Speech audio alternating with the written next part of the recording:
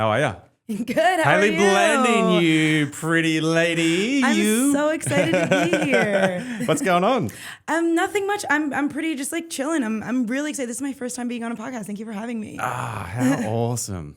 Losing the podcast virginity. Yeah, this is so cool. This is like also like the first kind of like interview-esque thing I've ever done. Really? Yeah, I used to like rehearse when I was a little kid. I would rehearse in my room all the time. And I'd be like, oh, when I'm doing like a conversation thing. Because I always wanted to be in show business, so I would always like rehearse just in case. I would media train myself. What did you want to do in show business? What was your thing? I really wanted to be a singer for a really long time. I still do. I still sing. But I have a vocal injury. So I have to take some time like healing that before I can really start doing music again. What happened with your vocal injury? It was me like not shutting up. Like I don't shut the fuck up. And Just from talking? I was at a bar and I was singing the high note to Since You've Been Gone by Kelly Clarkson. And I felt something like pop in my throat. Damn. And then the next week I was singing something and I just couldn't hit the notes. And I thought maybe I was getting sick. And I tried a lot of things. It was like, oh, maybe you're sleeping with your air conditioner on, everything. And then I went to an ear, nose, and throat doctor. And I don't know if you've ever gone to one. Yeah, it's horrible. They have to like stick the thing up your nose, down your throat. And they were like, yeah, you have vocal nodes. Damn. And so I had to go to a vocal therapist for 8 weeks. And now I have to steam my throat every day and do specific exercises and hope that and if not, I'm going to have to get a surgery. So I'm hoping that it's just going to work. Wow. So have you tried singing since, or did they say not to at all? They say that now that I know how to do it properly, I guess, in a way that's really not damaging, that I can sing. So I do still sing. It just really sucks because there's so many times where I don't hit a note, and I know I used to be able to hit it so easily. Damn. And I can't do it.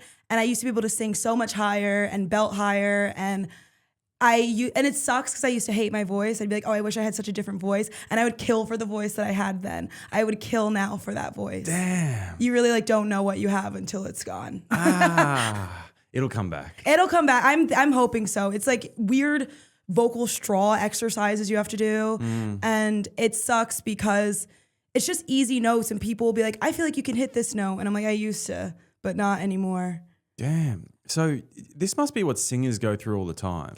Yeah. Well, if you go to their office, it's like just walls of Broadway singers that are like, thanks for helping me. Like so many people get injuries and they'll go through either extreme surgery or they have to go through weeks of therapy. God. There's nothing good about injuries, getting older, any of that sort of thing. It's awful. It's awful. And I remember it was like that was the biggest thing. They're like, don't sing like this or you'll get nodes. And I was doing so well. And I was just like a little bit too drunk at a bar one time during karaoke. Damn. And it just changed everything. God damn. Well, I hope your voice comes back. Thank you. But you do comedy now, so maybe it's a sign. I don't know. Maybe your body's saying, fuck that. Exactly. You're funny. You're meant to be funny. And you very recently, up until yesterday, you got to the semifinals of the Laughing Buddha Festival. Yeah. I got to the semis, which was really, Congrats. It was really cool. Thank you. That's pretty amazing. It was really exciting. I didn't think I would even get past the prelims. I actually didn't think I'd get in at all. So it was exciting because they were like, we're going to pick 120 comics. And when I thought of then the amount of people that meant were submitting, I was like, oh, wow. So my tape sucked. Like I was rewatching my tape and I was like, I picked the wrong tape. It sucks. They're not going to pick me. So I'm really excited for how far I went. You did great. You did really good. I'm so proud of you. There was quite a few of our friends got through, and then a lot of our friends, and myself included, got knocked out in the very first round. So, I mean, you did so good. I mean, you should be very proud. So many people, so many talented people. It was really crazy to me to be seeing so many talented people knocked out and stuff. And it was also really intimidating just to like be competing against all of you guys because so many, like you guys are all so good. And I get weird imposter syndrome about so many things, and comedy is one of them where I'm like, I'm not good as, I can't be as good as all of these people. You know what I mean? Yeah, I think we all do. I think that's a good thing that you do though. That's just a normal creative thing. Yeah. I certainly do as well, all the time. Yeah, I All think the if you time. don't, if you don't, then you're usually not. It means you're like delusional. Like, Yeah. you think you're better than you are. Yeah, which isn't good. Yeah. I'd rather stay like as humble as I can be, Yes. so I can always improve. There's nothing attractive about someone that's not humble as well. Like someone that's like, oh, I'm so fucking good. I'm going to be fucking better than everyone. It's like, dude, shut the fuck up. Like, even if you are, shut the fuck up. No one cares. No one likes that guy. Exactly. No one has ever liked that guy. Don't be that guy. Exactly. It's the same thing when like people, even if it's a really attractive person being like, and I know I'm hot, and then it's like, are you that hot? Yeah. Like once you like Now once you've said that, you're not hot. Yeah, it's like actually. I still want to fuck you, but you're not hot. Yeah. It's like, are you? I don't think so anymore. Yeah, it's crazy. But there was a lot of really good people that got through. I'm really proud of you. So well Thank done. you. And you also recently just got booked in a role for was it a TV series or a movie or a pilot? What was it? It's a short film. Nice. And it's called Stray of Hope, and it's about a girl who's grieving. She's grieving the loss of her cat, and it's just about like how a lot of people, I guess, they underestimate how like the loss of a pet or the loss of an animal can really affect you. And it's just about how she feels with that and the way that her friends are reacting and the way that she's reacting to the world around her now that her pet cat is gone, who is her best friend. And it's the first role that I've gotten in a while. It's the first role that I auditioned for in a while. I used to audition a lot more for acting roles, and I took a little break. I became a little disillusioned with it, but I decided to kind of get back in there. No, good on you. I think you should. I think you're a natural. Thank you. You're crazy not to. Thank you. You've got it. Thank you. Thank you so much. So how do you go about auditioning for these roles? What's your process? It's so just my personal process of how I prepare. Yeah. Usually it depends on even the way that you audition, because I've had auditions where it's in person, and I've also had auditions where it's you submit a tape and you need a reader. And usually for readers, I always have my youngest brother read for me.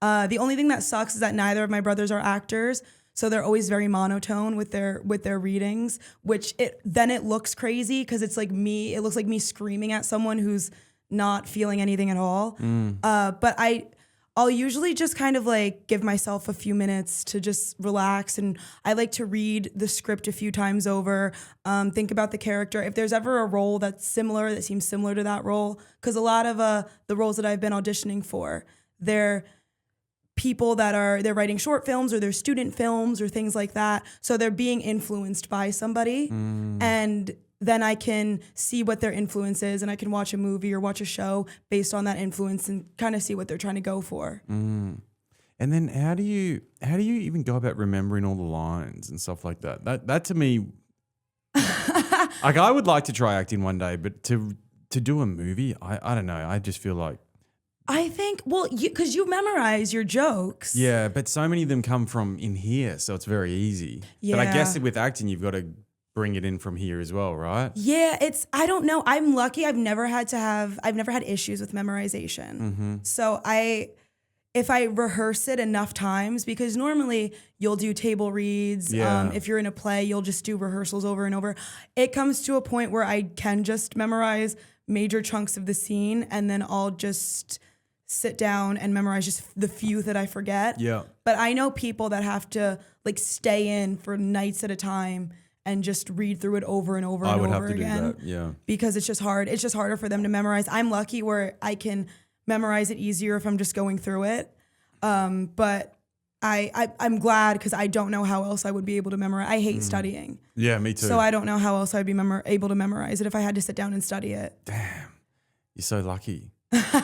Born to be an actor. That's the only thing that's the only time I'm ever like, I wish I had a photographic memory, because I Yeah. could just look at it and be done. And then how do you go about even getting the jobs? Are you on like different apps? Like what's the New York way for people to get acting jobs if they want to? So there's a few websites where if you're a beginner, you can go. So I'm on Backstage, Actors Access, and both of them, they cost money, but you get a lot of jobs, and there's union jobs, non-union jobs like SAG, whatever. And there's different ones. There's like plays, commercials, even just like photos. I was in a commercial that aired, I think, in the Dominican Republic. I've never seen it, but it was just me walking up some stairs. And and there's jobs that pay. I've gotten paid like $100, $200 for certain jobs. And then after that, I feel like after you've gotten a few roles, you can apply for like small agencies and management companies.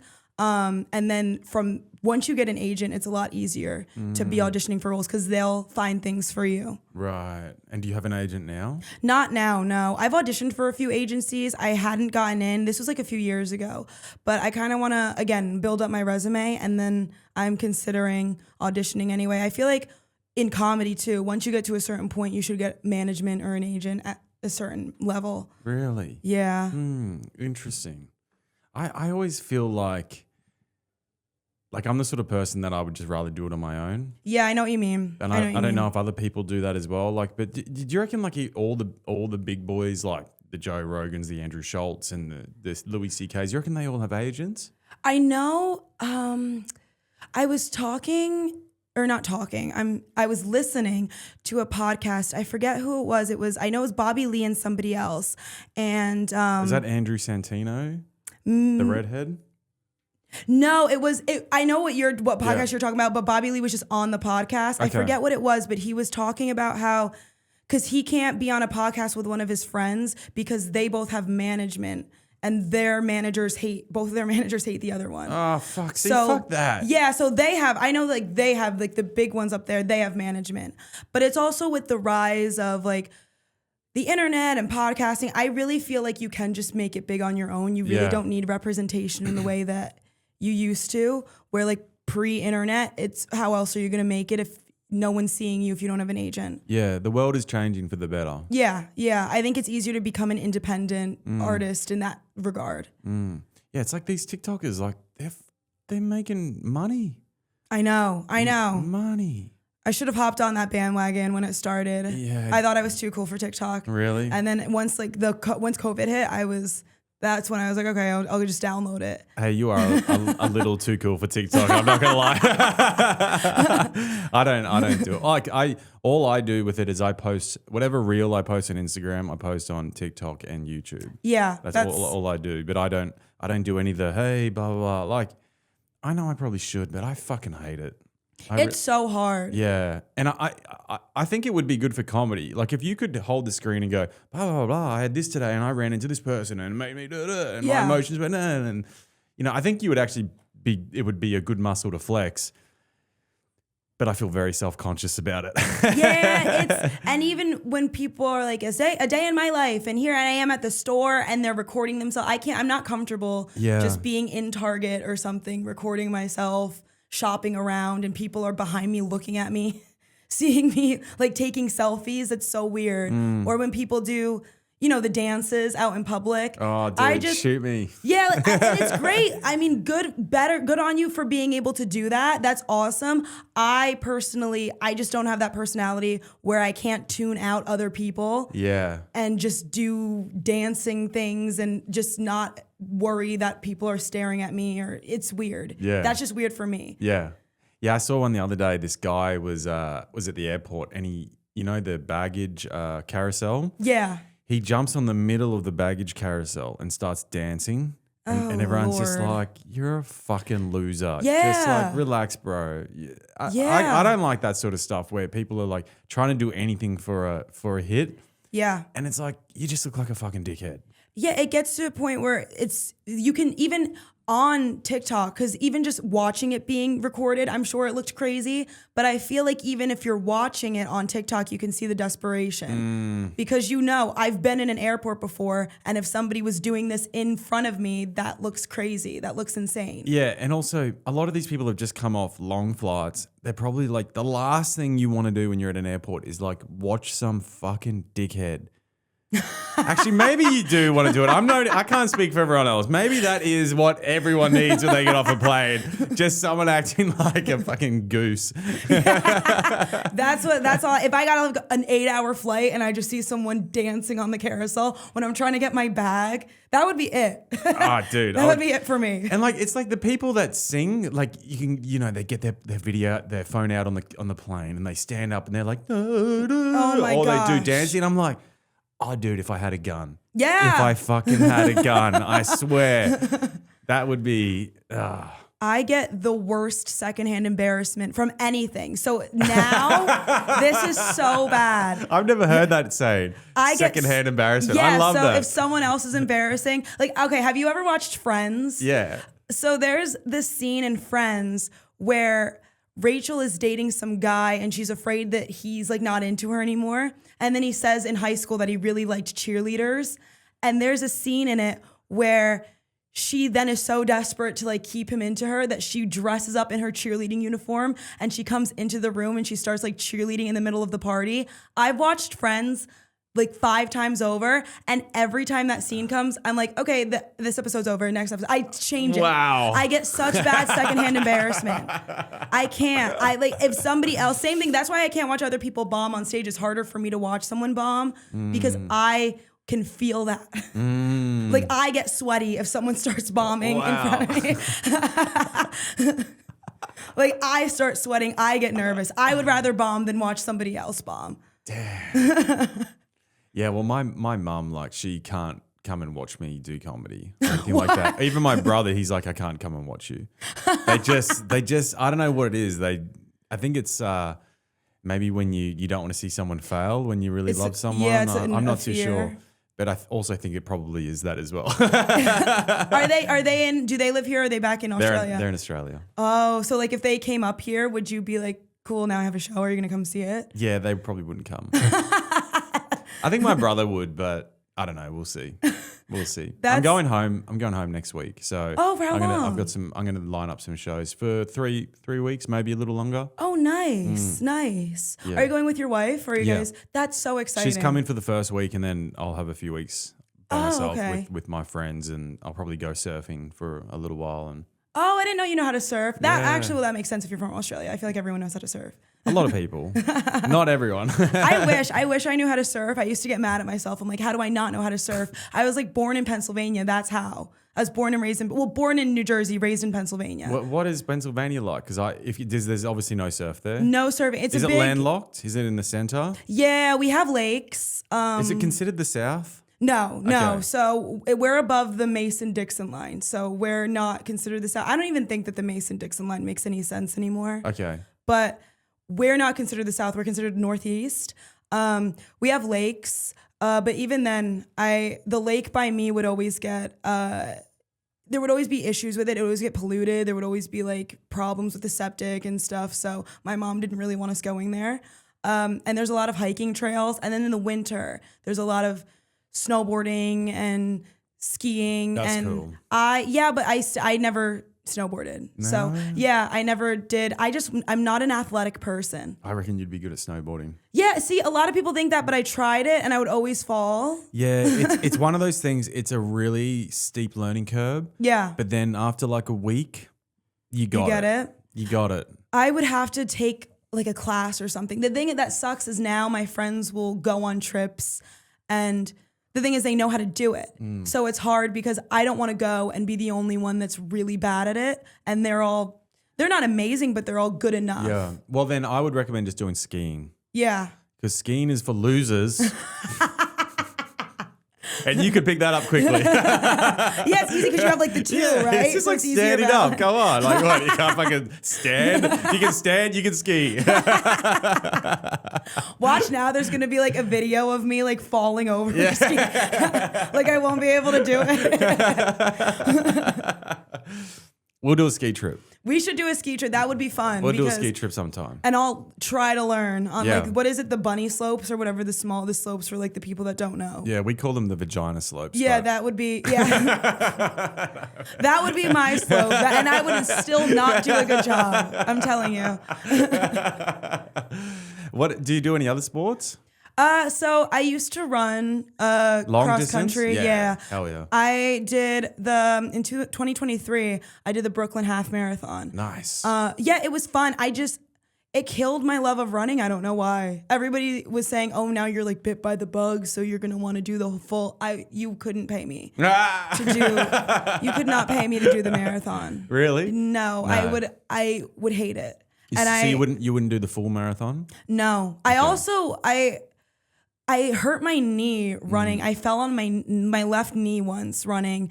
And then after that, when I would weight lift, I guess I didn't know it, but I used to really squat really heavy and I favored my right knee. And now, every now and then, my right knee will be in pain. So I don't want to risk, because I'm more into weightlifting than I am into running. I don't want to risk running and doing something that's kind of a secondary thing for me and fitness wise. And then I can't lift weights, which is my primary. That's what I really like doing. Fair enough. How many miles is a half marathon? 13.1. Okay. Yeah. I could piss that in. It's I thought it was going to be a lot more difficult. I was nervous. I remember thinking, oh, what if my legs give out? No, it was fine. Yeah. I would never do a full marathon. Not never say never, but I just feel like that's a really long distance to run on your body. Yeah. I don't know if I don't think that's good for your body. My mom, she did the New York Marathon in 2015. Yeah. And it was like a thing. Her and my dad always wanted to do it. And she did it kind of, for his legacy, I guess, I think. And she did it and it messed up her hip. It fucked her hip up. Then she had to get hip surgery and a replacement. And she can run now. She was actually training a little bit for a marathon. She lives in Delaware now. She was training for a marathon there, but she had to stop because it was hurting her hip again. And she was told, if it hurts, just you gotta quit for a few weeks. So it's true. I know a lot of people that have run marathons or are marathon runners, and now they have joint pain. Now they have issues. It's not a rare story. Yeah, it's true, unfortunately.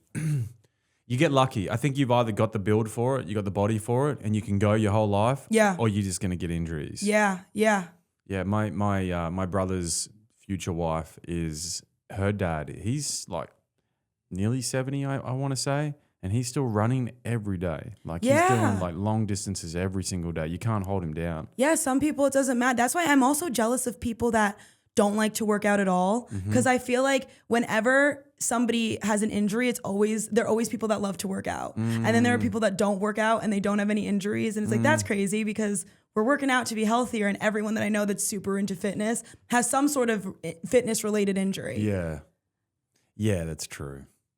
I definitely have a few injuries, few niggles, which have come for a little bit from age. Yeah, and it does come it's annoying, but anyways. Yeah, even now, if I at this age, I'm 28, and if I don't stretch before the gym, I can feel it.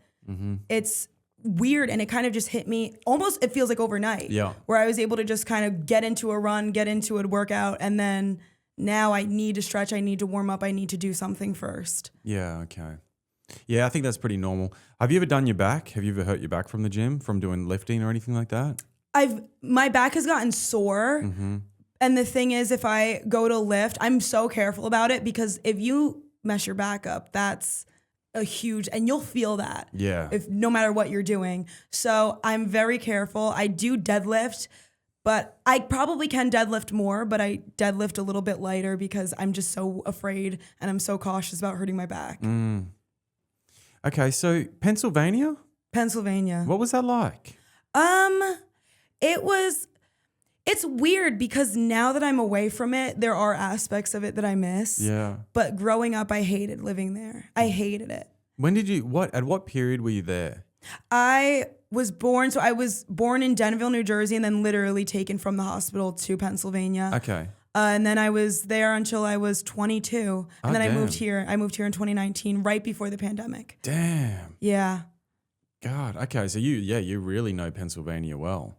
Yeah, I was in it's such a big state too, so where I'm from, Broadheadsville, like Saylorsburg, Broadheadsville area, and I went to like Pittsburgh to see a Steelers game once. It's a 6-hour drive. Whoa. And you're still Pittsburgh's not even on the edge or anything. You could drive 8 hours. You're still in Pennsylvania. It's crazy. America is such a big country. It's so big. And people say they're like, a lot of Europeans make fun of us because we haven't been to other countries. And it's like, but just America in itself, the United States, there's so many, it's just so big. Yeah, I've said that here before. And like, I've hardly traveled America, but like every state is different. It's like literally going to a different country. And the people are all different that come from each state. Even, and with comedy wise too, if you go, I can tell a joke here and then go to like Alabama, and I can't say that same joke. I Yeah. can't tell the same joke here that I can tell in California that I could tell here. Like it's so different, and the people and the like regionally, just the way that their humor is, everything. Mm-hmm. Yeah, it's crazy. It's fun though. It is fun. It's really interesting too, because you can start to tell. I could tell when people are from California, they have a vibe to them. And then you can tell when people are kind of born and raised in New York, they have a different vibe to them. Yeah, okay. I went and did just a little show out at New Jersey a few days ago with some of the boys. And even that was different to New York. Yes. You know, like some of the edgiest stuff they were like really into. Yes. Which was like sometimes is a bit hit and miss in New York. Like Harrison, you know how edgy he is. Yes. He fucking killed. They loved it. I was like, Harrison, I've never seen this before. This is amazing. You know, Yeah, like, I'm not I'm surprised. not saying he doesn't kill. He does kill, but they just were really into it. And one joke that I've seen him do, and that it just can sometimes suck the air out of the room, it just murdered. And I was like, I see it now. I see why you had faith in that. Yes. Yeah. It's the same thing where like I've done jokes in New Jersey and I'm like, oh no, this might not go over well. But they love it. It cracks them up. Yeah. I think that New York can sometimes be a little like too liberal. There are points There's where pockets, isn't there? Like Brooklyn can kind of be a bit funny yes. sometimes with some of the things you say. I mean, I haven't really had an issue, but I think I've got an advantage not being from the country. I think it does give me a bit more of a license to say what I want, but I'm also not the edgiest person in the world either. So. Yeah. Yeah, I was gonna say, I think you have a good humor where it's because all of your jokes, I think personally, are really funny. But then it's also you can say them and get anywhere and get away with it. Whereas there are some comedians that I know where I'm like, don't say that in Brooklyn. Yeah. don't go to Williamsburg and say that. Oh, it's such a strange journey, isn't it? It's so weird. It's weird even because you wouldn't think even between boroughs that things are different, but it is. They truly are. They really are. The Queens, it's so weird. It's so different. But most of my comedy so far that I've been doing is mostly Manhattan. So that's like the kind, and people will tell me different things. There are people that stick to Brooklyn and they love Brooklyn. They swear by it and they hate doing comedy in Manhattan. But I enjoy figuring out what kind of comedy I can do anywhere. I think it's the fun part of it. And that's what challenges you as a comedian. Yeah. And I think Manhattan prepares you very well for doing international sort of stuff or road gigs because it's so multicultural here. You kind of have to please everyone in a way and or not, whatever you choose to do. But it does, like Broadway, for example, which is, I love Broadway. Those audiences are pretty much like 80%, 90% from out of town. Yeah. And then there's always international people. Like it's like really prepares you for what is to come if we end up getting on the road and touring, which obviously we all want to do one day. So exactly. I think it's also because there have been jokes too at Broadway that I thought were gonna really crush and they didn't. And it's like, okay, cool. So if I ever go anywhere outside of New York, that's just not a joke. Yeah. That I can do here. Yeah, like St. Mark's and Broadway, they're so different for me. Like there'll be jokes, New York jokes that are like really funny there. Yeah. And then at St. Mark's, and then I'll do them in Broadway. They'll be like, It's like, yeah, it really, it's. I think the trick is though just to be able to write jokes that are just can make anyone laugh. Yeah, that's what I'm trying to get to. Just being able to write universal jokes. Yeah. For anywhere. I can go to anywhere, any place. And even I went to Wales and some of the jokes As that I in did. Wales? Yeah, like Wales in England? Yeah. Okay. And even some of the jokes that I did, because they would say, oh, you're a comedian, what are your jokes? So I was like, I don't think you guys are going to enjoy them. But I would tell them. And some of them, culturally, it just didn't hit the same that it does if I would tell it in America. Yeah. And just because they just didn't grow up. Even, I have like a joke about Barack Obama, and of course it's not gonna be funny for them because it would be the same thing as if they were telling me a joke about like, I don't know, the prime minister or something. I'd be like, who is that? Yeah, they've got Nick. Yeah, I get it. When did you go there? That's cool. I went, my friend, one of my really, really good friends, I met her when we did a songwriting camp. She was 23, I was 21. And I met her in upstate in the Catskills. and we just kept in touch, and she got married, and I was one of her bridesmaids. So I went over awesome. for like 9 days, and we got to do a bunch of wedding stuff. It was really fun. Did you go to the new forest when you were down there? The forest that has all the ponies? No, The wild ponies? we didn't get to. We wanted to do so many things, and then it's a wedding. So you know how like everything, whenever there's a wedding, everything goes wrong. There's always something happening. There's always something that like needs to be fixed or like last minute done. So we didn't really get to do a bunch of stuff. It was a bunch of wedding stuff. I still had so much fun. Yeah. Just because I loved seeing her, but it was mostly just wedding things. It's so different though, isn't it beautiful? It's a gorgeous country. It's a gorgeous country, and it's such a different landscape. Even because they're like, oh, we're in the country, but their version of the country is so different than ours. Because I'm also kind of from the country. Yeah. And I guess I'm just used to the way that mine looks compared to how beautiful theirs is. Yeah, and they've got like they call them like hedgerows, where the old farmers would have they've stacked stones for all their farm fencing is basically stone, and you can see them like everywhere for miles and miles in all different directions, and it's like the labor that would have been put into to building those stone walls. God damn, those farmers worked hard. Yes, it's insane. And they wouldn't have had, I guess they would have had horse and cart back then, but still, like, man, different times. It's insane. It's so weird to think of just the physical labor that used to go into anything before technology. That's true. And now I'm here. Like I was just bitching to you about how I don't have a dishwasher. It's so weird. Or I'm like, I have to walk to like wash my clothes at the laundromat, and before like all clothes have to be washed by hand. Yeah. Well, it was adjustment for me too, because I've always had a washing machine. I've always like the last 10 years I've owned my own places where I've had everything. And then I've come here. I'm like carting clothes to the laundromat at 35. I'm like, holy fuck, what am I doing? This is weird. I don't know if I like this, but you do get used to it. It's something, there's so many things. My mom was even saying this to me the other day. She was like, there's so many things in New York that in a smaller town you just wouldn't put up with. Yes. And even like the restaurants can be a little dirtier. Like the apartments can be a little shittier, and you're just putting up with it because you're like, well, it's the greatest city and I just really want to be here. Yeah. Do you think you would stay here forever? Do you have another city in your sights where you'd move to if things change? I love the Northeast. I really do. So what's that? So it's basically like anywhere between like from the Northeast, I guess it would be like Maine, technically from like, and then to, I don't know. That's hard. I always think, me personally, I think it's to like, my mom's in Delaware. I wouldn't consider that like the Northeast. I would consider it like a little bit more above the Northeast. But I just like, I've grown up around that kind of sense of humor. Everybody's very dry. Everyone's very sarcastic. I like, a lot of my family's from New Jersey, so I like that really thick Jersey accent. They're all really loud. I just like that kind of just energy. So I don't know if I'd want to move very far away from there. Yeah. And I wanted to move to New York since I was 7. So it's really hard to picture me wanting to go anywhere else. But I also want kids one day. And I don't know if I'd want to raise them in the city because I had a yard and that was something that I really cherished and enjoyed. Yeah. It's tough. I got to give it to people that raise kids in New York City. Like Yes.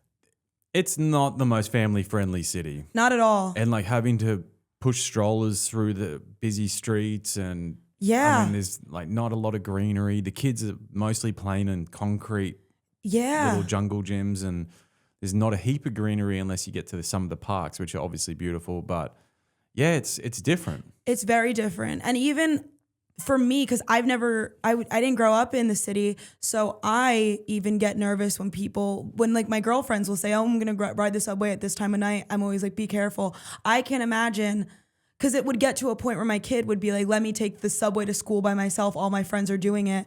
And I would be like, absolutely not. I'd be like that annoying mom that's still taking like their 15-year-old on the subway. Because I would be nervous. I'd be like, you can't, what if something happens? Would you really? Yeah, I would be like so overprotective. So I don't want to do that. Because my mom was also very overprotective, and I'd be like, I would never be that kind of mom. But if I grew up in New York City, I would be that kind of mom.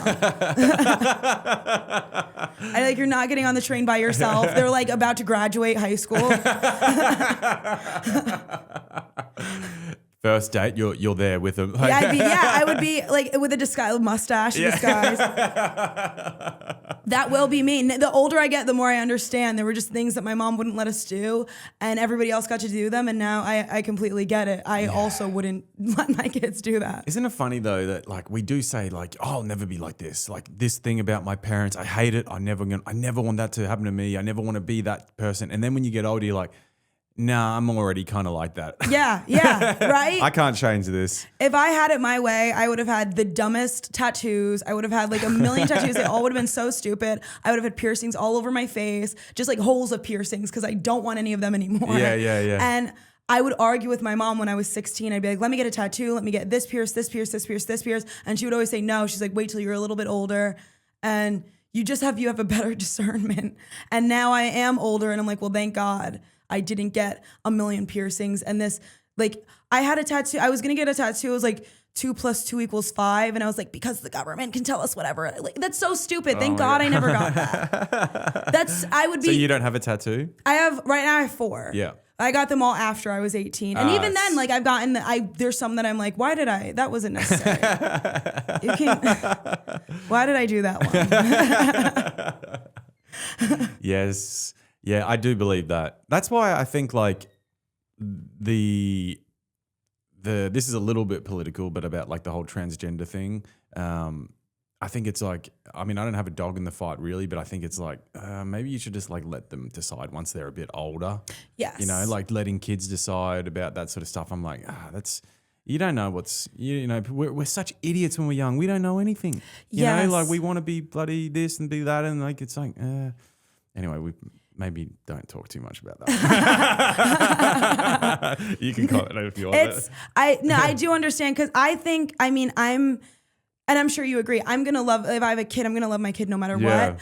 My child can come to me and tell me that they're anything and I will respect it. But if my child came to me at 10 and told me that they want to transition into another gender, I would allow them to, to dress however they want, to cut their hair however they want, and I will call them what they want. But when it comes to taking like medicine or the testosterone or estrogen, when it comes to that, let's wait a little bit. Oh, 100%. I'd be like, there's no fucking way. Yeah, because I wouldn't want to do that. And also long term, I wouldn't know that there might be health risks that I'm not sure about for prepubescent. Yeah. That kind of stuff. So, but I'm all for it. And I would be very respectful if my child came to me. But when it came to like the serious, like now we're going to do puberty blockers and now we're going to do this, now we're going to do that, it would just be something that I would have to really think about. I met a comic. He works out at Broadway. I'm not going to say his name, but he has a child, and his child was born a male and now identifies as a female, or the other way around. I think he was born a female, now identifies as a male. That's it. And he said 50% of the kids in that class are transgender now. Really? 50%. Really? I mean, that's so interesting. There's something, and I said to him, there's something fucking going wrong there. Like, that's not right. He said, yeah, there's something. He's like, they're indoctrinating them in the system here. There's something. He's like, there's something wrong with the schooling system here. They're all fucked up. Even he said, he's like, they're all fucked up. I think the thing is, because it's a difficult line, because at one point you want to be happy and think it's so great that now all of these people are able to live their true lives and be their true selves, you know? Same thing with, like 40 years ago, it was so crazy if you were coming out as gay or bisexual. It was insane. But now everyone's so much more comfortable being able to say that and say who they are and be who they are and live their truth. But it's also... you wonder, does it get like at what point are you being taught this? You know what I mean? Yeah. But again, it's so bizarre. It's difficult because I would never, if somebody came to me and they said, a kid came to me and I think I'm a boy, I want to live as a girl, or vice versa. I would never want to be like, no, I don't want to be that kind of person. It's like, that's not what you are, you know? Yeah. I would never want to tell somebody what they believe about themselves is wrong. You know? Yeah, I know. It's a tough one. But also when they're kids, it's like, yes, that's why I wouldn't want to do any of the medicine yet. I would want to wait. It's the same thing with with kids with anything, if kids, there's just certain things where you're like, okay, let's see when you grow older and if you still really do truly feel this way about yourself, then we can Exactly, start. yeah. We can start the process of whatever it is that we Yeah. have to do next. Well, that's what my mum would say to me. She's like, you can smoke and drink and do whatever you want, but wait till you're 18. Yeah, Once my you're mom 18, said that you as can do well. whatever the fuck you want. Yeah. I started at 14, but all good. The first time I ever got drunk, I was 17. Damn, that's good. Yeah, it was 17. I was so upset. I thought for some reason, so I love pickle juice and like love it. My mom used to get mad at me because she would buy pickles and I would take them right out of the fridge and I would eat all of them and then just drink the juice. Nice. And there'd be no pickles for anybody else. And for some reason, I thought that alcohol was all briny, like pickle juice. And I was so excited to try alcohol for the first time because I was like, it's just gonna be like shots of pickle juice. And it tasted like rubbing alcohol. It was disgusting. It was vodka, like Amsterdam, one of those Amsterdam vodka. It was disgusting. Wow. I never expected it to taste like that. Damn. And it was nice because I wish I was 17 again because it took me like 3 shots and I was just like gone. That was it. I was just acting like a complete idiot.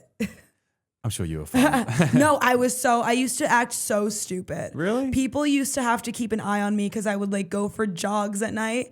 Because I grew up with very severe body dysmorphia. So I was always afraid that I was fat or I was always afraid that I looked crazy, which is insane to me now because my weight has never fluctuated. So I still deal with body dysmorphia, but the way that it used to be when I was younger was so much worse. And I would drink and then I would, for some reason, like in my mind be like, okay, I need to stay skinny. And I would like go for jogs and people would have to watch me. They'd be like, she's going to drink and she's going to cry about how she's fat and start trying to go for a run. Wow. And like people will they would catch me in my garage, like tying my running shoes, Damn. like about to go. I'd just be like in my jeans and a crop top. I'd be like, I'm going for a run. It was like crazy. You're an animal. And people would have to like block the door and stuff. And then one day I just was drunk and I was like, don't act like an idiot tonight. And then I just was normal from there on out. Wow, you had that voice in your head. Yeah, that it bit just of like something consciousness. clicked for me. I was Yeah. like, you just act stupid when you drink. Stop. Yeah. And now I am normal. Now I could say, people will say, they're like, I can't. Normal, Hayley, normal. No, because it's like, well, how normal am I right now? You know, people are like, oh, you act the same drunk that you do What sober. is normal? I'm like, What that is doesn't help. My mom said the other day, she was like, talking to my brother, and she's like, Hayley acts the same now as she did ever, like her whole life. Hayley's acted the exact same. And my brother was like, oh, so Hayley was probably like a really funny kid. And my mom was like, no. Hayley acts the same. So if we're not having fun now, if the things that she does aren't funny now, then they weren't funny when she was 5. That's funny. Do you ever have the pickleback shots? I love pickleback shots. I've never had one, but I heard about them the other day. I was like, what, people shot pickle juice with, what is it? Jameson. Jameson, okay. It's so good. So you do the shot of the whiskey and then you do the shot of the pickle juice and you can't even taste the whiskey. It just completely washes it down. Nice. It's so good. If you like pickles, you'll like it. I've had people do pickleback shots and they're like, that was disgusting. And then I'll say, do you like pickles? And they go, no, I hate pickles. Why would you do it? Yeah. What did you think it was going to taste like? Pudding? And it's just crazy to me. Yeah, that's funny. I can't even feel bad. I'm like, okay. See, some victims are like, what are you doing? Makes sense. It's like if you don't like milk and you're drinking Kahlua, like what the fuck is wrong with you? Exactly. It's the same thing. Like when somebody, do you want a White Russian? No, because I don't like milk, so I'm not going to have a White Russian. It's crazy. But the pickleback shots are so good. And the problem is that I will get drunk off of them because I forget about the Jameson part. And I just want to drink the pickle juice. And then I'll drink, I'll forget that I drank the Jameson because I'm like, oh, well, the pickle juice was so good. Let's do another one. I'm a pickle fan as well. I love pickles. I do like pickles. I love pickles. I don't like olives. I actually just started liking green olives, but I hate black olives. Yeah? Yeah. I actually think black olives are the better ones. They're like so weird to me. They just taste so funny. Really? Yeah, and it's weird because I love salts. I love like briny, and they're so salty. So I would always expect that they're gonna taste really good, but they're disgusting. Time. I know. Well, even because green olives, it took me time, but now I Yeah. love green olives. Yeah. It's funny how our taste buds change for things over time. Like we do develop, like, for example, I never used to like wine and now I love wine. Yes, same. And, you know, like there's so many foods that when you're a kid, you're like, oh, this is gross. And then as you get older, you're like, oh, this is actually delicious. Yeah. Like cheeses and stuff like that. And Yes. like blue cheese. I don't know if you like blue cheese. Yeah, I suddenly. quite like it. But when I was a kid, I was like, if that smells like shit, there's no way I'm eating that. It's disgusting. Now I'm like, yeah, this is amazing. Yeah, I remember once when I was really young, I was like maybe 7 or 8. I snuck into my grandparents' fridge when everyone was asleep, and I like had like a sip from the boxed wine, like just a sip, and I was like, this is fucking awful. And I will never drink wine. I don't understand why people like this. And now I love the taste of wine now. Yeah. But it's weird. It took a second. It took me a while. And even then, I think I didn't like wine until I was maybe 26. And now I love wine. I'll drink it. And my friends get mad at me because we'll go to dive bars. And I'm like, do you have a Sauvignon Blanc? And they get so mad. They're like, stop ordering wine at the dive bar. I love the New York dive bar scene. It's so fun. It's so good. It's so fun. So if anyone doesn't know, a dive bar is like a dingy, cheap bar with very little minimal fit out. Yes. But a lot of the beers, a lot of time they don't have draft beers. It's like beers out of cans. But it's cheap. It's a cheap way to drink. It's fun. And I used to be a very much let's go out, let's go dancing. If I'm going out drinking, I'm going to dance. We're going to go to clubs. We're going to do something crazy. And I thought that was just who I was. And I've slowly been growing out of it. I love dive bars now. Yeah. I love being able, first of all, the drinks are so much cheaper. You will lose that love to go out to clubs in New York very fast because each drink is $20. Yeah. You will lose that love. That passion is gone very quickly. My mate just messaged me. He's like, do you want to do this boat thing? It's like this big 3-story party boat which goes down the Brisbane River, the city that I live in. And he's like showing me like the Instagram, and I'm like, I can't think of anything worse. I do not want to do that. I could know. It's because it's like the worst types of people, and you're stuck with them for 6 hours on this boat. And it's so pretentious. It's like everyone's dressed up like they're on a yacht, you know? Yes. So they're wearing all their, and I'm like, that's not me anymore. I don't care about that sort of thing. Yeah, I think for me, club culture died. I was wearing like a nice outfit, but I was wearing Fila's, and everybody wanted to go to this club. I didn't realize that it was a dress code. And this man came out in, I'm not kidding, basketball shorts. Damn. And just Jordans and like a stained t-shirt. And he's like, you can't come in because you're not in heels. And that was when I was maybe like 23. I'd never gone out really clubbing in New York like that. So I didn't know. And that was when it started for me. I was like, okay, you know what? Maybe I don't like clubs. Because I used to go to clubs in Pennsylvania and it wasn't like that. Yeah. And I guess now, you know, in New York, because it's just kind of like the upper echelons kind of thing. Yeah. But that's when I was like, maybe I don't like this. And I love dive bars now. I love being able to sit. If I'm going out with my friends, I want to talk to you. Yeah, Like just eat, like whatever, have a good time. Yeah, I can't stand when you go to bars as well and the music's too loud. I hate it. You can't talk to people. It's hate really it. fucking annoying. Like when you've got to yell to have a conversation. Yeah. I find it horrifying. And that's how I know I'm getting older, because even the other week, when everybody listed the name of the bar we were going to, me and my friend, we just looked at each other and we were like, because we were like, the music's really loud. Yeah, like it just, I sound like an old lady, but I'm like, it's loud in there. I don't want to go. I'm with you. Well, when me and Russ went out the other night, we walked into that bar. I was like, and it was freezing cold. I was like, nah, we got to sit outside. Yeah, like if I'm out with like friends, if I'm out with you guys, I want to just talk to you guys. I want to hang out with my friends. Exactly. It's the same thing where I'm just also above the age where, because I'm still single and I have single friends, and we're all just past that age of like, we're going to go out and we're going to look for people. We're going to talk to people. I don't want to if I'm going out with my friends, I'm so busy. I don't get to go out with my friends as much as I used to. So if I'm going out with my friends, that's what it's doing. I'm not like, it's not like I'm 21 anymore and I'm like, we're going to go out together and we're all going to talk to guys. Yeah, I don't like doing that. Would you go out and just try and talk to guys? Like what was did you try and approach guys, or do you sit there like trying to be like you know, like that's okay. So I do this thing. People are, because I hate the word sexy. I hate it. And I've never attributed that to myself. And I just think of myself as more of like, I like the idea of like, for me, like what you usually in relationships, how it's been is that I'm friends with them first and then it becomes something else.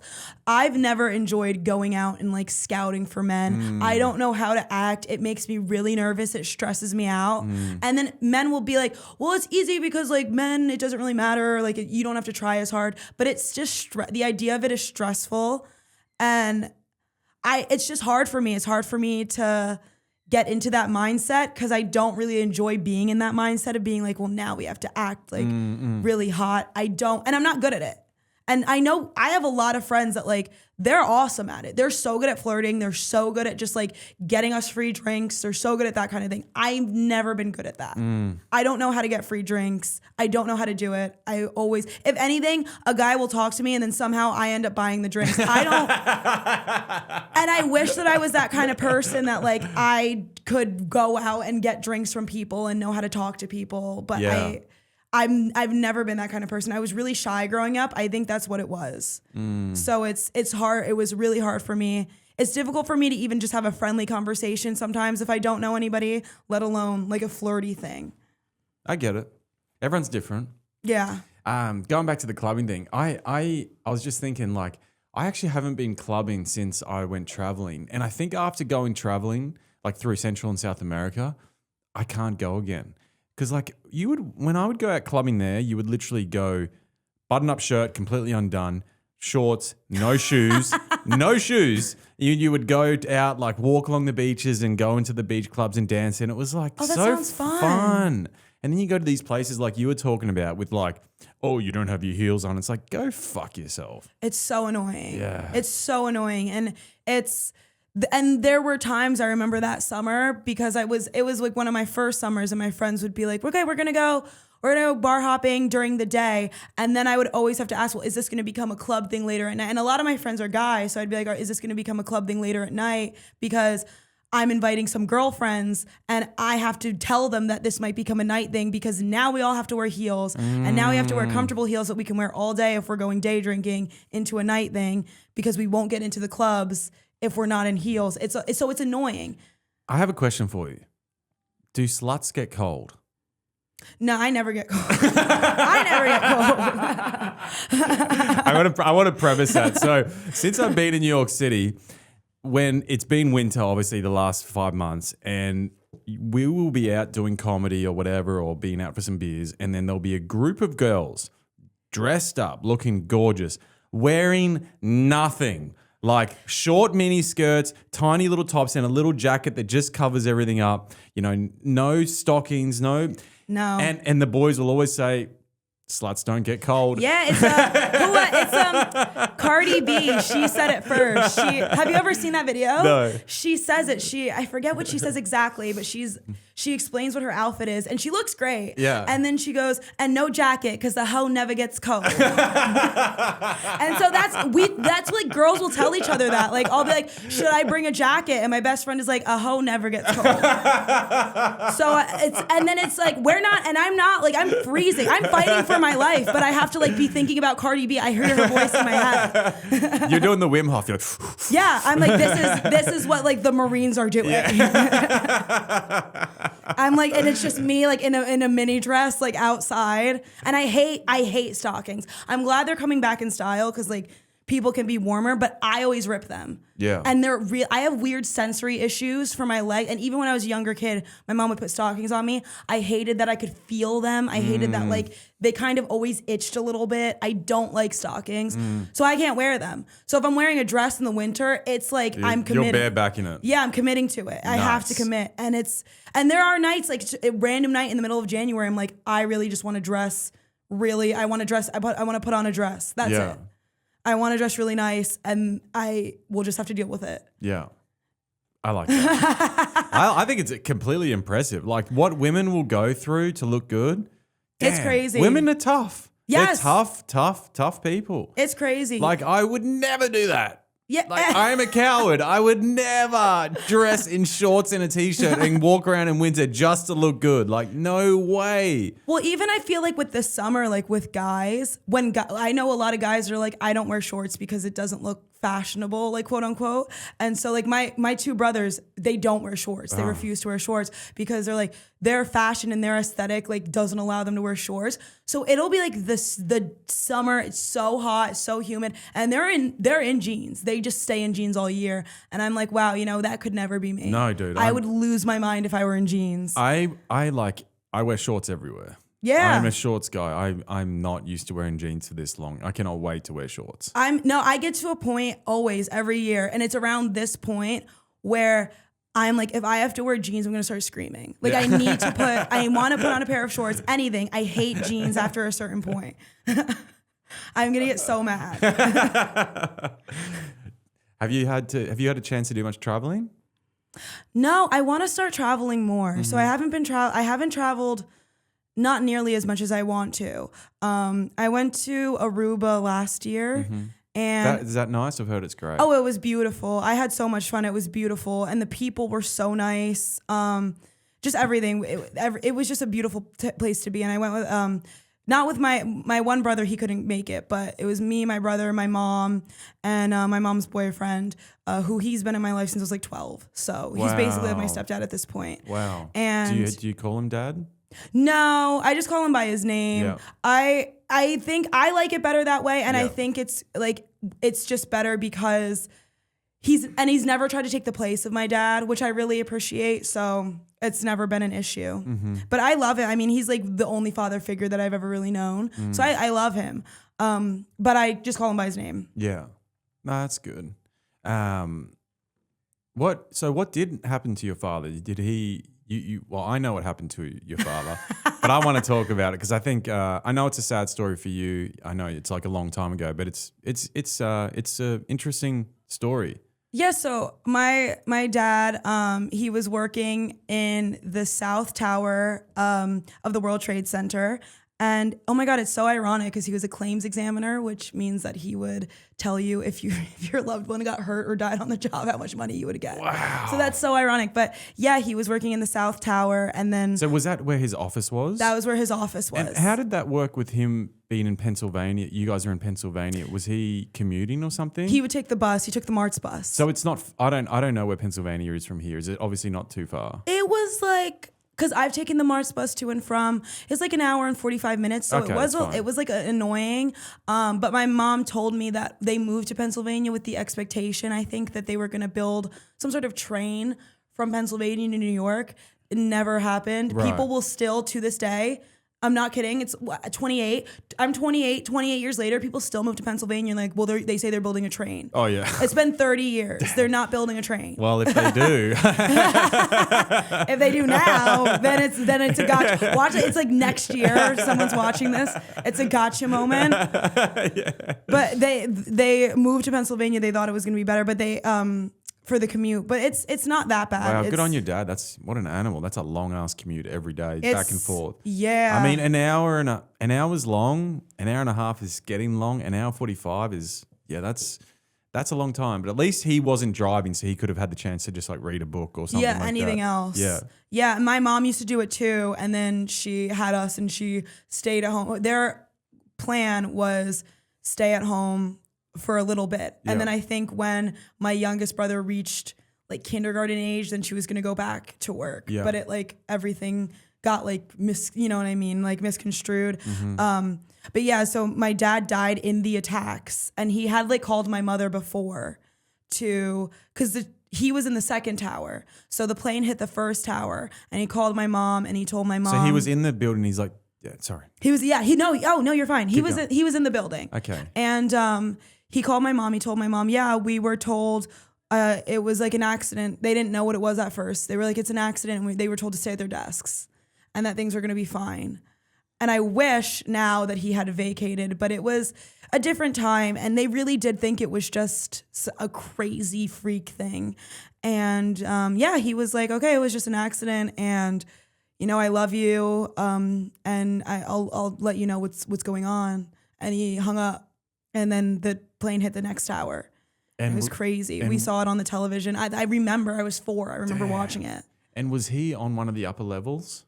I don't know exactly. I think so. Yes, he was, because there was an elevator that was going down, and we learned later on that my dad was helping people on the elevators, and he could have gotten down. But he like let people on, and he was like, "I'll get the next one," and there just wasn't a next one. Damn. And my mom learned that later. So that was really hard for her too. Wow. I'm so sorry you went through that. That's awful. Oh, thank you. It's so odd because it's just such a weird, it is one of the first things that I remember. I remember like small things here and there about him, but I remember that day. And my mom told me, she was like, I used to cry so much that like in the morning, she wouldn't be able to see because she would cry at night. And she said that like I would go into her room and I would like help guide her around the house until like her eyes depuffed. Wow. And she's like, I used to go in and I would wake her up and I'd go, Mom, it's Hayley. Like, yeah, who else would it be? What other 4-year-old is coming into the room? But I'd be like, I would like wake her up. I'd be like, Mom, good morning. It's Hayley. Like, all right, let's go. And I would like guide her around for a little bit, but she's my hero. She dealt with so much shit. We were all under the age of 5. Wow. And my youngest brother was born in July of 2000. So he was so young, and she had to like raise all of us. My youngest one doesn't really remember. The middle one remembers. Like, I remember the most, and even I don't remember that much about him.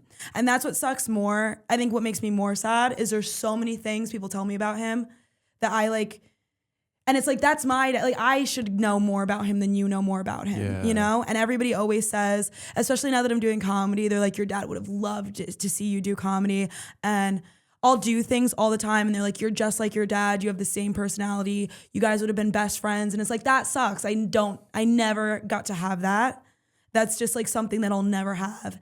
And it just seems like this person that, like, just someone that really, the way that people describe to him, I would have been so close with him. He would have been like one of my best friends, and I just don't have that, And that's what sucks. And people like, I look just like him. There's just so many little things, and everyone's like, oh my God, you remind me so much of your father. And I'm like, yeah, but I can't even sign off on that. I don't really even know that much about him.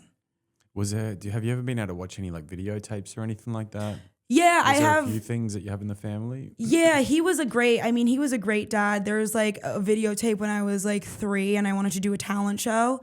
And I was like, everybody has to dress up like as nice as they can to do the talent show. And my mom didn't want to be in it, so she was recording it. And my dad like put on his wedding tuxedo because he was like, if we have to dress up nice, I'm really gonna. So what a player. Yeah. He was such a good dad, and he put on his tuxedo and he was like the host of the show. Oh, and then it was just me and my younger brother like bouncing around because we were children. But it was sweet. He just seemed like such a good dad, and I seemed like I would always be like calling to him and like running to him. So it's nice to see that like I really did, like I seemed to love him so much. I was really close to him. Wow. Damn. That's crazy. I mean, look, obviously everyone remembers it. I remember when I was in 6th grade when it happened, and I guess I never thought I would meet someone that it really, directly impacted. So it was a horrible time, and I'm really sorry that you went through that. It's weird. It's just it's weirder now because there's like kids, especially in the comedy scene now. There's kids that don't remember. If you're like 21 in the comedy scene, you weren't born. And it's so weird to me now that kids, it's just like a weird history thing that happened that they don't remember anything like life before or after. Did the American government look after the families and the victims of that attack? They did. They did. They did. Because obviously, for a family like you, your mum would have been he was the breadwinner. Yes. So like that's. Yeah, no, they did a good job with that. I will say though, I am a conspiracy theorist. I think I think there's more to it. Of than course it was. What we're being told. Yeah. But I'm a huge conspiracy theorist about everything. Me too. So I think that event, it just is very odd. Like, why are we? There's things that were happening right before that. They were like preparing in weird ways. There were weird things going on, and the way that then we were like, so let's go to war in like a country that didn't even have anything to do with anything for oil. And they just wanted to say, let's go to war in the Middle East. They wanted us to back that war because they knew before that nobody wanted to go to war. Yeah. And it like gave a sense of patriotism to the country. So they were so much more ready. Yeah. It just is really fishy. It's suspicious. It's very suspicious. I've seen like a lot of documentaries on it about how, you know, like the jets were all scrambled on a military training exercise, well too far away. Yeah. On that one day, even the way that the towers went down, I'm like, yeah, it's a demolition, all the way to the thing. bottom. Yeah. Come on. And people have said that that escaped and survived. They've said I felt like something below me, like it felt like something exploded below. People said that. People even said there was explosions in the basement. Yeah. And then you know, and then even like the video reports, as people are talking about, and it was just went boom, boom, boom, boom, boom. But you don't find any of that footage now. You see it on like the odd documentary about it, but. One day we will find the truth. We will. One day the truth will come out, and maybe sooner rather than later with presidents like Trump. Although he's he's not always, everyone's cup of tea. It does seem like he's more he's not captured by whatever it is that is going on there. It seems to be anyway. The thing that like stresses me out about the government is I feel like there's always things that we're not being told. Of course. There's like, I went on I was into Arizona and I went to this like UFO because I love aliens, and I went to this UFO sightseeing tour, and we couldn't see anything because it was cloudy, but he was telling me he was so funny, but he was actually insane. And he was like, we're fighting World War IV right now in space. And I was like, okay, but what was World War III? And he's like, World War III was the September 11th because we had documents about Russia in the basement of the World Trade Center. And like, he was really like, yeah. So he's like, that was World War III, and we're fighting World War IV in space. He had like this whole thing planned out. He was like, it just sounded insane. Like when you think about it, he's like, China is like working with the evil aliens to like eliminate half of the planet, and then everybody else is working with the good aliens to keep half of the planet. And it was just so bizarre. Crazy. But he like truly believed it. Worth a listen. I brought this up in the last episode, but have you seen anything about the pyramids? Yes. With the 8 cylinders that go down 2,000 feet below into these 1 mile chambers, or 1 kilometer square chambers or whatever. I mean, if that's legit, it kind of changes everything. It's so interesting to me. All Me that too. kind of stuff is so interesting to me because I feel like I feel like there's so many things that we won't be able to ever fully grasp about those times, because there were no cameras, no recordings, no nothing. And we're kind of just basing everything based off of like what we're seeing and what they like transcribed on the walls. And even then there's people that are like, it looks like there's cars, it looks like there's space things. A lot of people say they're like, they saw aliens before and it looks like it, but they can't, there's nothing to prove. It's almost like there was another whole civilization.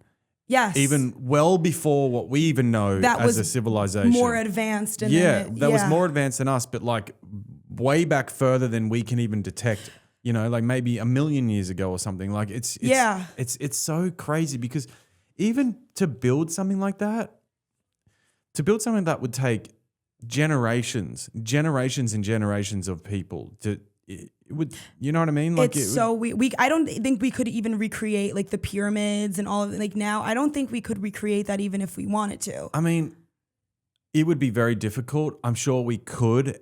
No one fucking would. Like that's the thing. Like the resources and energy and the people for what? A big building that houses nothing so that Exactly, we think of, no one would do it. Exactly. Like I haven't been there, but it's I really want to be there. I would love to be. I would love to check it out. Me too. I have a theory, and I don't know if it's going to be true, but I have a theory that the same thing is going to be under other pyramids around the world in other countries. Oh, I bet. Because there's other pyramids in Central America, there's other pyramids in Asia. Yeah. That's another thing where it's like, if you guys, a lot of these people didn't even know there were other people in parts of the world, and they were building such similar things that it's just very odd to think about. Like everyone's building so like similar shapes, a lot of triangular shapes. It's just very odd. You know? I love it. Like everybody just got the same idea. Or even with like there's just certain like alien things, and it's like, so everybody was just seeing the same thing. Like everyone imagined the same thing. Yeah.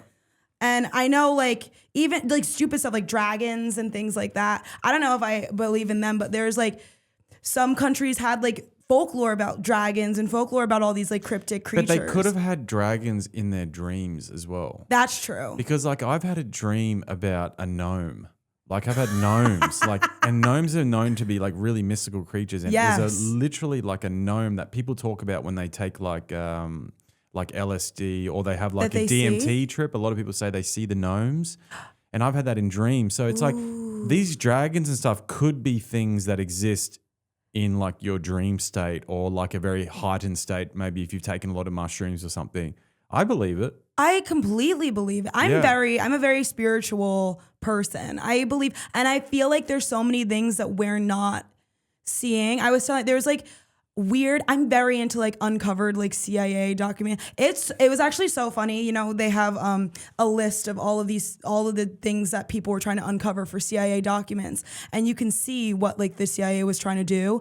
And there was one random person that typed in, it was like, CIA alien information. If this costs money, never mind. I don't want to do it. Like that was just all it said. And I was like, that would be how I would say it. I'm looking for alien information, but I have to spend any money. I don't care. don't charge my credit card.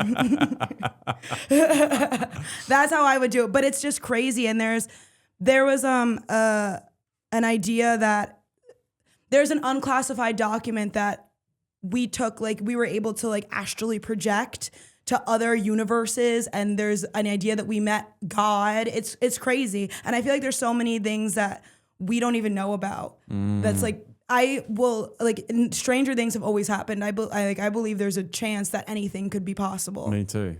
Anything. Yeah. And I definitely think there's probably, when it comes to like a lot of the conspiracies and stuff, I reckon there's a lot of truth in a lot of the stuff. Like maybe not 100% truth, but there's been so much fuckery in the world that we probably have no idea about. Oh, 100%. There's things that also that have come out, like conspiracies that have like later come out. That it was what they were doing. Even MK Ultra, people are like, that's a conspiracy. That's not a conspiracy. They were doing that. Yeah. They were doing that. People are... It's so easy to brainwash a population. Like, look what happened with COVID. Yeah. Like, everyone got brainwashed. Everyone was like, oh, you know, got to go get this vaccine and got to go do this. And it was fucking bullshit. It did nothing in the end. And we were all just told, lied to, went with the narrative, oh yeah, sweet. And then, like, it turns out it fucking doesn't really do anything. And, like, COVID in itself was harmful for people that were already sick. But for most people, it did nothing either. Like, it was just... I think it was a way almost, it really divided us as the world, because like it divided us. It really affected my country. Yeah, it divided. I know people, because like, so I got the vaccines. I know people that like they wouldn't speak to people who didn't get the vaccines. Yeah. They would like it was a big issue. I think it ruined relationships. Yeah. It divided us as a country. Now people... Even now, I know people now that are like, if you didn't get the vaccine, or if you got the vaccine, or you know what I mean, whatever it is, either way, it's like, I don't want to associate with people that did or didn't, or this or that. And it's just so weird. It's weird. It's definitely added something. Yeah. It's just more and more tension. Yeah. Yeah. It's going to be interesting to see what happens in our lifetime. It's going to be very interesting. I feel like we're in a good place, you know, like we're in the cutting edge where we can talk about this stuff in the future. Once we get better at communicating our voice and grow as comedians, I mean, we're gonna have a field day with all this shit. Exactly. It's so crazy. It's so crazy. You know, there's a theory that they're using these events, I don't know how true this is, to divide us, and they're gonna fake an alien invasion. I've heard that as well. Which that would imagine if it turns on if that is true. Like, imagine if it turns on them. Like, it's like, oh well, fuck you guys. Yeah. Or no one cares. It's like, aliens, sweet. I've still got to go to work tomorrow. Yeah, like, exactly. Who gives a fuck? Like, what are we gonna do? Yeah. Are they gonna bring $1 million to me and retire me? No, shut the fuck up. Exactly. Yeah. And they wouldn't, it's a whole day. Like, I feel like there's little things that they're doing that it makes me think I feel like it's more of a race of, it's more of a class war, but they want it to be like a political war. And it should be, if you're working class, we should be figuring out how we're going to work together. Yeah. How can we work together to 100%. Make this better? Yeah, that's why I'm a big fan of unions. Really big fan of unions. Yeah. I think people should unionize. People should stick together. If you're in a class, or like, if say you're in an industry, you should stick together, because that's how things get done. Yeah. That's how change actually happens. And, you know, people who have the power, who have the money, they can only do so much with it. Like, exactly. if people were to not comply and go, fuck you, what can they do? Throw you in jail? Okay, well. Exactly. Like, well, even with like, I don't know how you feel about like Elon Musk, but it's like people like worship him, and I'm like, he's a billionaire. He does not care about, like, the way that people defend him. I'm like, he doesn't care. Yeah. He doesn't care about you. And he's going to be the one that's profiting from these things. Like, if anything, we should be figuring out, how can we work together as a working class? Yeah, I think he certainly is self-serving, but I think the job he's doing with like the Doge and like pulling all the bullshit out of, because there's been billions, your country has put billions of dollars into pockets of people that shouldn't have never had it. Yes. And they're putting billions of dollars into these businesses that don't even exist. Yeah. Like, why do you think all these politicians are getting so rich? That's true. You make $200,000 a year, yet you walk out of Congress after 20 years, you've got $200 million in your account. And you don't, and you never really have to work again. If you're a president, like, you're never really working again. Yeah, but it's just the fact that they've lined my country's the same. Like, I don't know, there's so much corruption. I think if he can get to the bottom of what's going on, it's just unraveling this whole piece of the puzzle that we don't have a clear understanding of. Like, we can say this is happening or assume that there's been fuckery in this. But until the stone gets unturned, and it's only going to get unturned slowly, nothing, we will know nothing. So I think he is certainly self-serving, but I think, thank God, someone's doing it finally. And it was only going to be someone who had power that could actually do it in the first place.